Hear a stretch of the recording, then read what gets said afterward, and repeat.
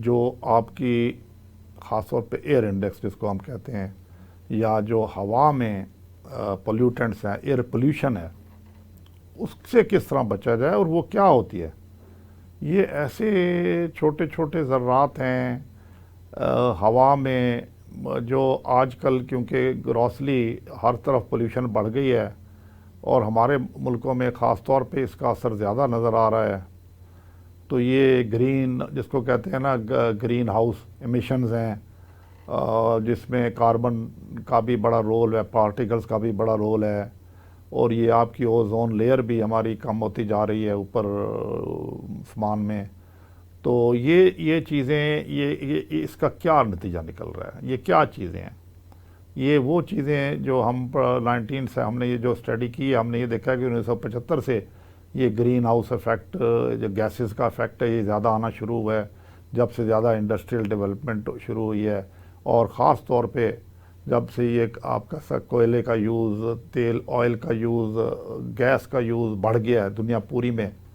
تو اس سے کیا ہوتا ہے، آپ کی جس طرح گاڑیاں، ہر بندہ گاڑی چلائی جا رہا ہے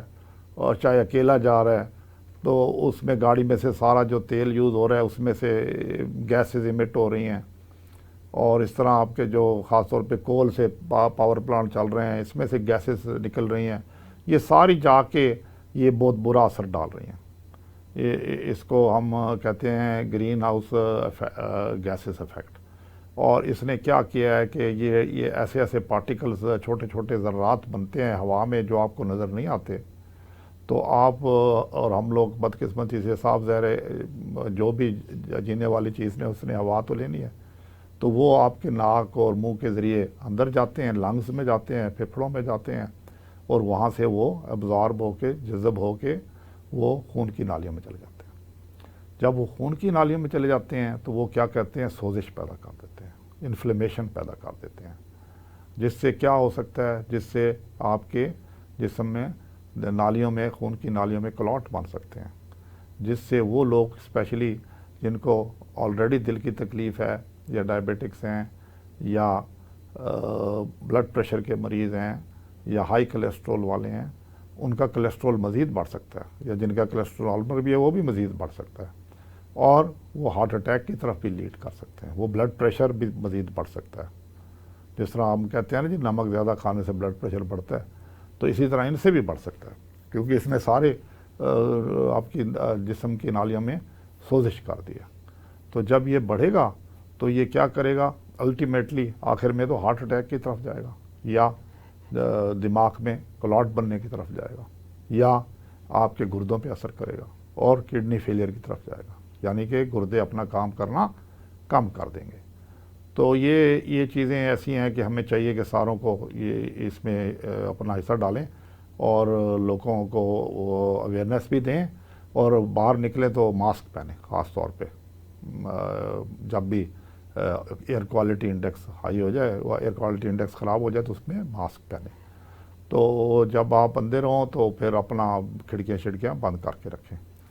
تو یہ بڑا امپورٹنٹ چیز تھی جو میں آپ کو بتانا چاہتا تھا۔ اس کے علاوہ آپ کی جو خوراک ہے دل کے تکالیف کے لوگوں کے لیے، ان کے صاف ظاہر ہے کہ ان کو بلڈ پریشر کی تکلیف بھی کئی دفعہ ہوتی ہے، تو اس میں آپ نمک کا کم سے کم استعمال کریں۔ تو ہم ایز اے کارڈیولوجسٹ تو یہ تجویز کرتے ہیں